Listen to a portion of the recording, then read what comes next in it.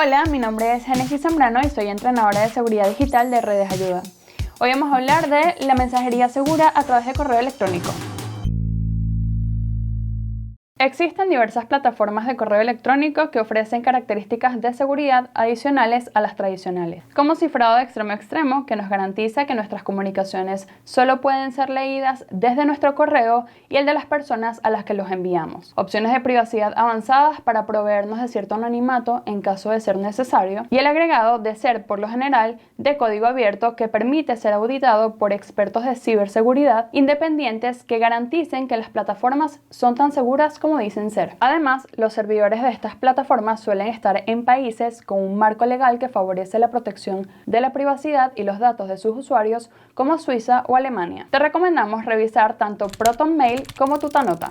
Ambas ofrecen su servicio de manera gratuita y cuentan con aplicaciones para iOS y Android, aunque también pueden usarse a través del navegador de la computadora. La opción es que utilices estas plataformas en casos en los que necesites máxima privacidad y protección, no para reemplazar nuestro correo personal. Pero esto no quiere decir que vamos a descuidar nuestro correo personal. Por ello, te traemos algunas recomendaciones de seguridad para tu correo Gmail. Si como proveedor de servicio de correo no usas Gmail, te recomendamos cambiarte lo antes posible. Luego de crearla o iniciar sesión, entramos al enlace que vemos en pantalla. Una vez en la página, en la sección Iniciar sesión en Google, puedes cambiar tu contraseña y ver la última vez que fue modificada, así como configurar la verificación en 2 pasos y ver si esta está activa. En la sección Métodos para identificar tu identidad, puedes ver y cambiar el correo electrónico y número de teléfono asociado a tu cuenta. A través de ellos, Google envía comunicaciones sobre actividad sospechosa en tu cuenta. En la sección Actividad de seguridad reciente puedes ver información sobre los últimos inicios de sesión en tu cuenta, como el sistema operativo del dispositivo, ubicación de la dirección IP